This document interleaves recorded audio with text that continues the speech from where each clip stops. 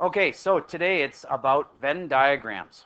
And so we're going to be talking about a weird kind of Venn diagram off the bat. This is called mutually exclusive. But then generally we're talking about how to do Venn diagrams to get probabilities. This is exclusive, as in exclusive are like separate from.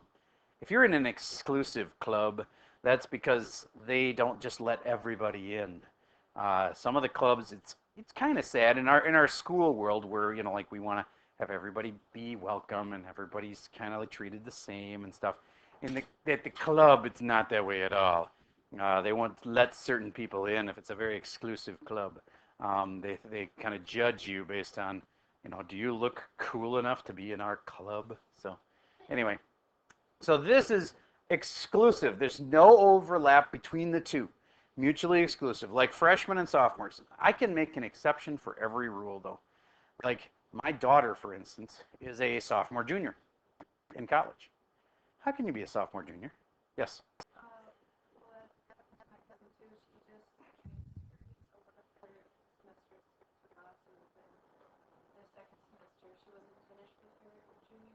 Gotcha. Gotcha. So you have experience of having two at the same time. My daughter's, the way she's a sophomore junior is that she's a sophomore as in second year in school, but she's a junior by credits. As in, so in theory, she could be a junior senior and she could theoretically finish in 3 years of college. She's in an engineering program, which is hard enough that it usually takes 5 years, and so she'll be done in 4 years. But that's still like takes a year off of college though. So that really is a good thing. If you can pull a few AP credits into college and it can save you time in college, that means it saves you money, and that means it saves you, maybe you have less debt someday too. So it's a good thing. Yeah, I got one engineer, one's thinking about pharmacy, and then my son was an engineering guy, but then decided he wanted to go towards management because he's very much a leader, people person type, and he's at the Air Force Academy. So they're but there was a strong interest in engineering for all three of them. It just looks like maybe one of the three is actually going to turn out to be an engineer. But the other one's kind of like engineering. It's just engineering of pharmaceuticals, like you're engineering chemicals. So, all right. So if there's no overlap, you can't have a Venn diagram. I mean, you can have one, but it's just kind of lame because they don't overlap. So that's for things like flipping a coin. You can't be a heads, tails. Like it's got to be one or the other. Or rolling a die, you're going to get a 1 or a 2. You're not going to get a 1.5 on a die. So, but for things that overlap, that's Mr. Venn created this. It's just such a nice visual way to show things that happen in the real world. Like right now, most of you guys, we can say in categories, most of you guys are either taking science, or you're taking a gym class, or you could be taking both. Let's just explore that for a moment. How many of you are in science class right now? That's probably almost everybody. In fact, it probably is everybody. How many of you are taking a gym class at this time?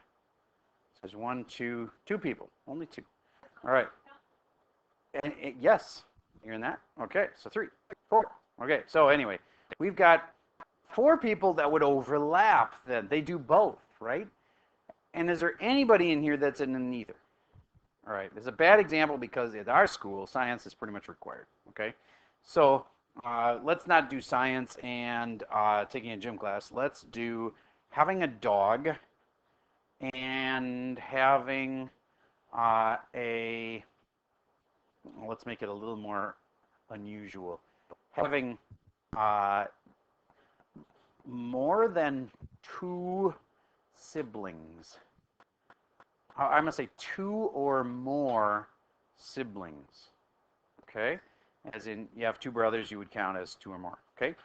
So, who in here has a dog? We'll just start with the dog. Raise your hand if you have a dog. Okay, so I got 1, 2, 3, 4, 5, 6, 7, 8, 9, 10, 11, 12, 13, 14, 15. Now, in the Venn diagram, I do not put the 15 right here. Why? It's a whole circle, and the 15 goes in both of these 2 places. So together, these 2 spots make 15. So how can I can't put it in there until I know more. All right, so let's talk about the other one. Dog was 15, so I'm putting it up here. Notice not in the circles yet. All right, the other one was, what did I say? 2 siblings, 2 plus siblings. How many of you have 2 or more siblings? 1, 2, 3, 4, 5, 6, 7, 8, 9, 10, 11, 12, 13, 14. So there's 14 of you. And yet, there's, let's see, there's that if I add them together, it makes 29. Does it make any sense to really add those together, though? Because those aren't separate things, because there was some overlap in there. Okay, so we kind of need to know the overlap, or we need to know how many total people we have. We can figure it out if we figure out this last piece of who doesn't have either. Okay, so who does not have a dog and does not have 2 or more siblings? Raise your hand if you don't have a dog and you don't have 2 or more siblings.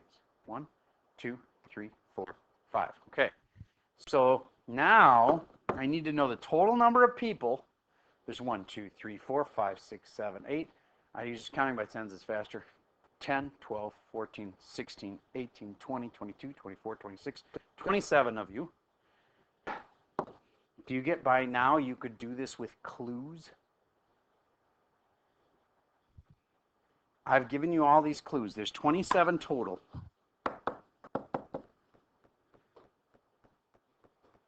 If I put 15 here and 14 here, I know I'm not right because there was a bunch of people that overlap, but we can figure out who's overlapping. Would you agree that if this number is a 5, I can take off 5 from the 27 and say there's a total of 22 people in here? Do you get how that has to be 22? So you add this, it'll make a total of 27. If there's a total of 22 in there, and this is 15 people just in this one, can you figure out a combo of this, this, and this that would work? That's tomorrow's stuff, actually. I'm just pre-teaching you on that. So, has anybody got the numbers? What do you got? 8, 7, that adds up to 15, right? And I add a 7 here. 7 and 7 makes 14. Perfect. And together it adds up to 14 and 8 is 22. Very good. That's it. So it must have been 8, 7, 7, and 5. So let's double check it now. Now somebody, I might have counted wrong, but how many of you have a dog and 2 or more siblings? 1, 2, 3, 4, 5, 6, 7, 8. Okay. Again, I might have counted wrong as I was counting you originally, but your numbers are right for what we said. I might have counted somebody in the dog category that wasn't or whatever. Never perfect on those fast counts. All right, so that's a hard Venn diagram question. So let's get to the really easy stuff. Who in here has a paid job? As in you get money for doing something, even if it's just mowing the neighbor's lawn or whatever. You're paid for doing work. 1, 2, 3, 4, 5, 6, 7, 8, 9, 10, 11, 12, 13, 14, 15, 16, 17, 18, 19 of you. Okay. If you do work for it, if you don't do the work and you don't get paid, then that's, yes, that counts. And obviously, that's up to everybody's own opinion, but I'm counting it. Next is, who in here owns the Harry Potter book series? Either you got them on book or you got them on DVD. Or both, either way. 1, 2, 3, 4, 5, 6, 7, 8, 9, 10, 11, 12, 13, 14. Wow, that is powerful. Now, just so you know, that is the next addition to these places like Disneyland, is they have a big area that's for Harry Potter land or whatever. At Universal, is it? And apparently it's already hugely popular, and it's like just getting going. They've made something called Butterbeer, which is apparently part of the books. Whatever was it never in the movies or something? It was in the movies too? Okay, all right. Anyway, and there was something that was in the books but not in the movies, and it's at the park, and so you can like see this thing that was never in the movies. And oh my gosh, it's just got so much Apparently, there's so much attention to detail on this that Mrs. Rowling went to the park and like was able to, like, I don't know, she made like 25 changes in one day or whatever. Just like this has to be different and that has to be different, and she just made it all like exactly like she envisioned it. Yes, yes. We've actually been there. Cool.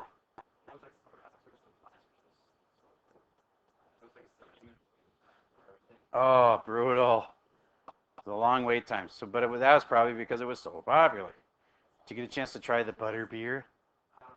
Because it's not, I know it's not alcoholic. They have alcoholic versions too, though, because they wanted people to be able to, the adults to.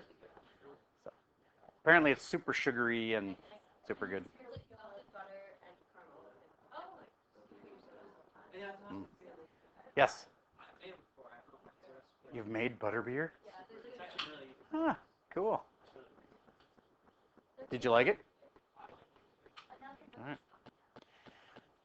Now let's do the neithers. Who in here are the people that do not have a paid job and do not own the Harry Potter series? There's got to be a few of you. One. You don't even have the series and you went there? 1, 2, 3, 4, 5. Okay. So, if I know that there is, how many kids total? 27 kids total? Figure it out.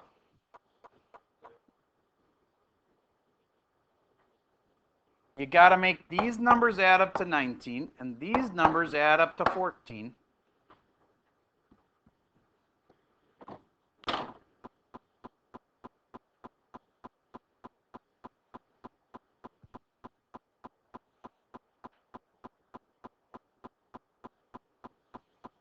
Honestly, there's a math way to do this, but honestly, the easiest way is probably just to guess and check. If they're supposed to add up to how much? Well, this adds up to 22, so that the other neithers together can make it 27 total. And so if these all add up to 22, then just start with a number. Like, let's say I go 10 and 9 would make 19, and then 9 and what would make 24? 9 and what would make 14? I mean, 9 and 5. Okay. And would that actually work? No. Is it too big or too small? Too big, and therefore I have to have more in the middle or less in the middle? More in the middle. So then I go up to like 10 here, and that changes everything. Then this has to be 4, and this has to be 9. And now I got 19, 20, that's 23. Ah, oh, so close. And then, what, more in the middle or less in the middle? More, so I make this 11, which makes this have to be what? 3, and this has to be what? And then does this work? 19 plus 3 is 22. There we go. That's it. Okay, now that is definitely the hard way. A lot of times we'll give you the middle number. Let me just show you how much easier that is. If I give you the middle number is 11, and I don't know these two, and I know that this is a total of 19, do you get right away? You can just go, well, this got to be an 8. And if I gave you this total of 14 and I give you the middle number, it's super easy. What's the outside one got to be? It's got to be a 3. Okay, so. All right. So the last thing here on this slide is the probability event, and it's really simple. You'll need a calculator, though, and you'll need one for your homework, so you may as well get it out now. Grab one. If you need to borrow one, make it fast. Please get your own soon. Sometimes people have just forgotten on a given day, and I totally have mercy for that. Day after day, you should probably get your stuff together.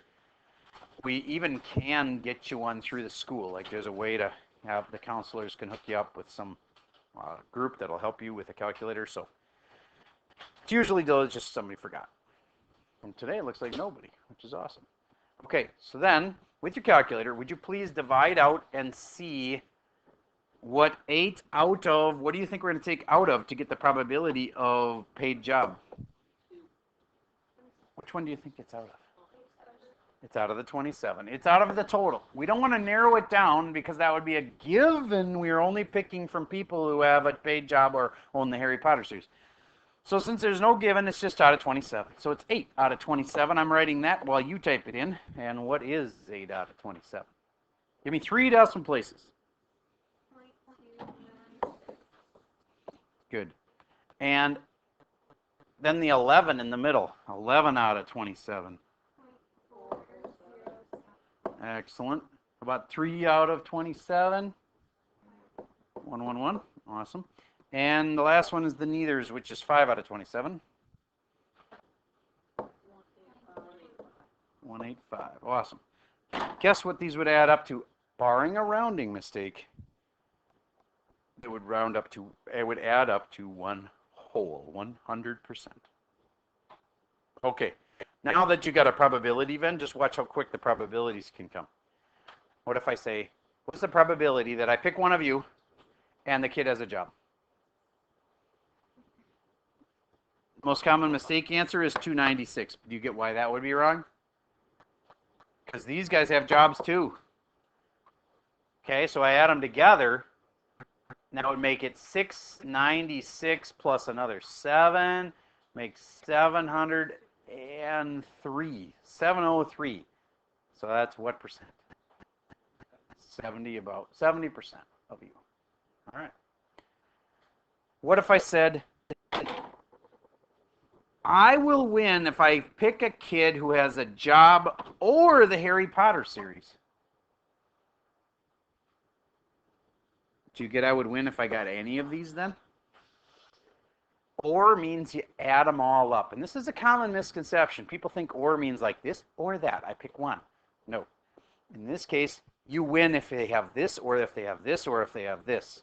Okay? So like let's say you're looking for supporters of a certain candidate for government. You win if they are a, I don't know. I don't want to like pick a party here, so let's go with the Green Party. Okay, you win if the person is a member of Greenpeace, or if the person is a member of PETA, or if the person is got like solar panels all over their house. Okay, you probably that or that or that would all vote for you. Okay, so or means like you get a big group and you add them up. So or means all of these. Okay, so what does and mean? If I said Harry Potter series and a paid job, do you get and is kind of the exclusive one? And sounds like more than one thing, but it's not. It's just one thing. And is that. Because it's this and that. And it's there. So and is a single thing. And or is a bunch of things that get added. Okay. So let's move on.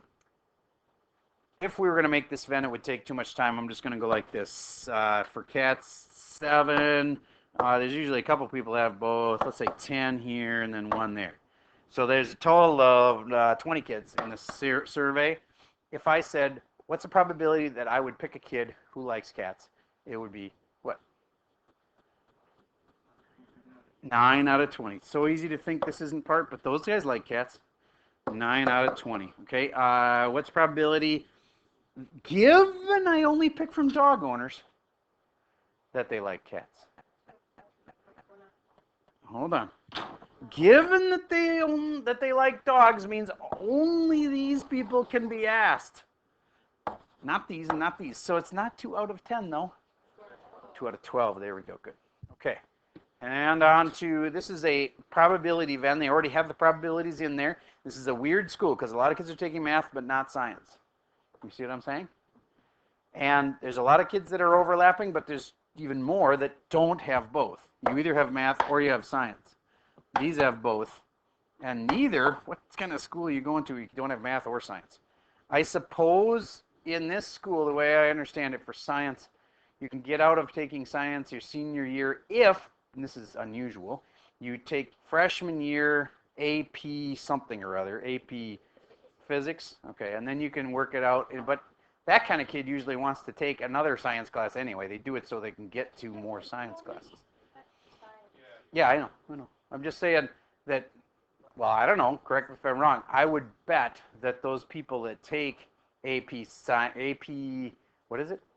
Physics, their freshman year, end up taking 4 science classes. I'm just guessing, because they'll probably choose to take an extra one. Like right now, do you guys know about the science research thing that they have?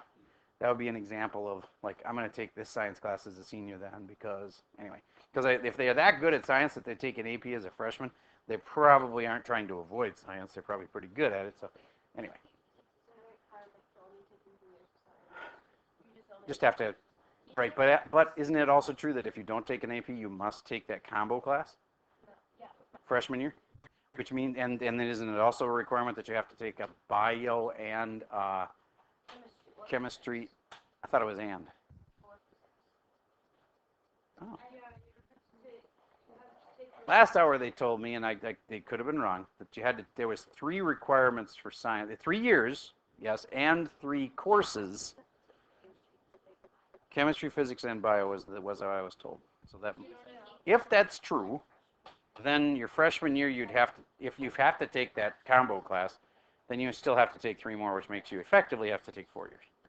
So I know it can happen. It's just rare.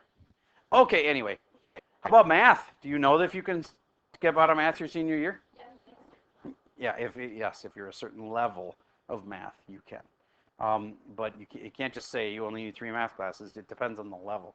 If you've gotten to pre-calc, even the colleges, the way I understand it, now this could be different for different colleges, but if you have made it to pre-calc, they consider you having taken enough math so that you don't have to take 4 math classes. But a lot of colleges require 4 math classes, or you have to have made it to pre-calc before you come to them.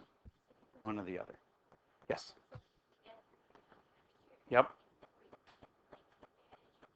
Yep. That's the example. If you've made it, say you're a junior and you've taken pre-calc, then your senior year you could take a Vantage class instead of a math class, or maybe even a Vantage that's got some math in it. There's a AP Stats one that's a pretty good one, but you are taking a math, I guess, if you do that. But anyway, okay. So math is a requirement here for typically 4 years, but some kids make it in 3. And so there could be a few people who are going to be in this school who take math but not science, or science but not math. But most in our school, this would be like 0.9, and this would be like the 0.02, and this would be like the, maybe 0.1 or something like that. Actually, that won't work. That won't work. I could do 0.6, and then I could have a few 0.06 and a few neithers down here that don't take math or science. That'd be really, really rare. Okay. So if it's a probability Venn and I say or, have you caught on yet that or, if I say math or science, I get this and this and this. Or means and. Kind of weird. I want this and this and this. Okay? If I say and, what's the probability I find a kid that has math and science? That's just that one. And is alone. Even though it seems like and is begging for like this and that, 2 things. And is alone. Okay, moving on. So what does P parenthesis M mean? Probability of math. People usually grab that number. Wrong. What should you be grabbing? Both of those. Either that or that works, and if you have this or that, you add them. So, which makes 0.7. Okay? Probability of science. Not the 0.2. What is it? 0.5. Good. On to probability of math and science. Be careful. Math and science. Which one is it? 0.3. Just that one. And sounds like you add a bunch of things up. You don't. Or is the one. And goes with this. I don't know how you're going to keep this straight, but that's called an intersection. But that little symbol right there can be on your tests. And you have to understand what it means. It means where 2 things intersect.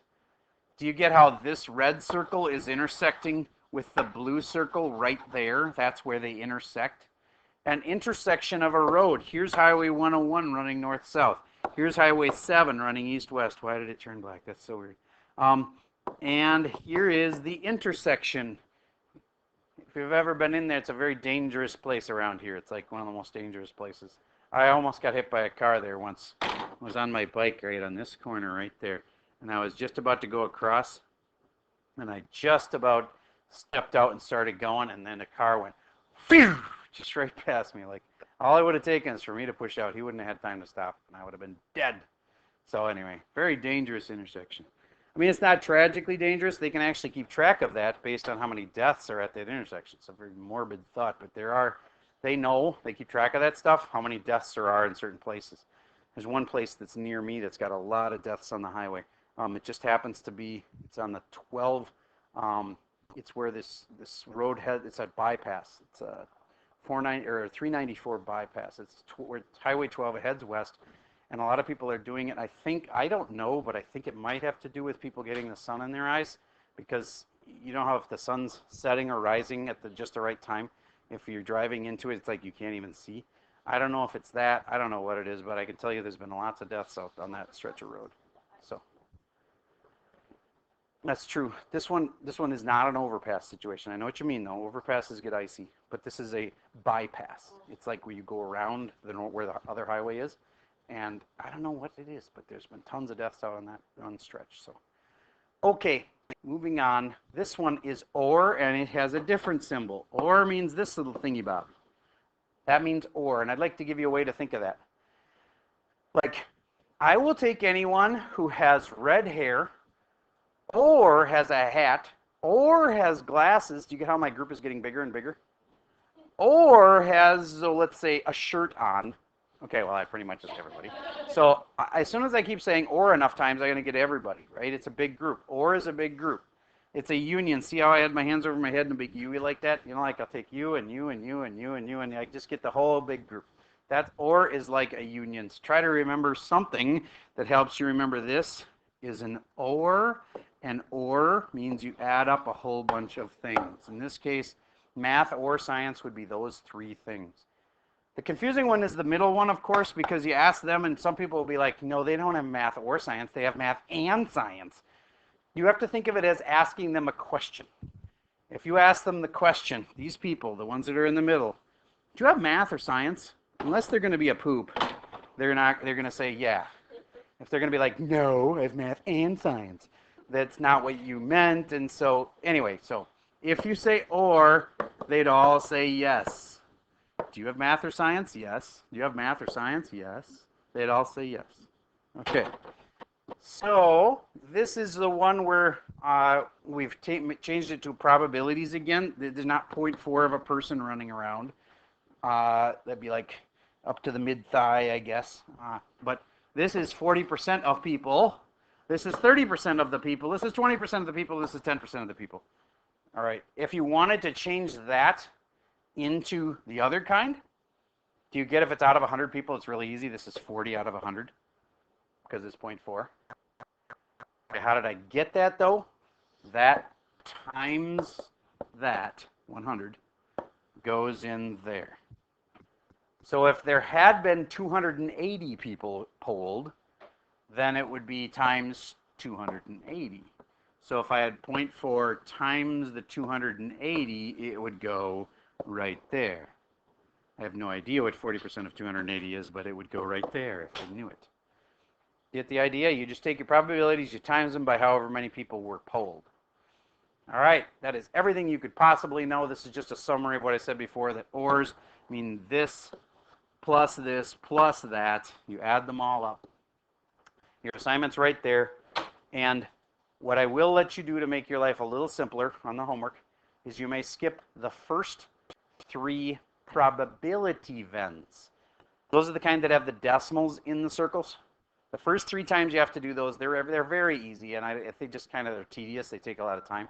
So it'll save you a fair amount of time, and I don't think it'll cost you any learning. So you may skip the first 3 probability Venns. Not the frequency ones where you have like numbers in the circles. The ones where you have to figure out the decimals in the circles. So I'll pause for a second while I show you. So right here, it asks you to create 2 Venn diagrams. You can just make the frequency ones. You may skip the probability Venns for the first 3 times. I do want you to make the last one just so you have done 1 probability Venn. Probably be good for you to know. Actually do 1. But that's the one place where I feel like I can save you some time. All right. That's your homework for today. Now, this is the part where we got 20 minutes left. I'm going to give you a test back. If you did really well on it, awesome. You can just work on your homework. If it didn't go so well for you, you may want to take some time to start your corrections right now. And that's all I have for you for today.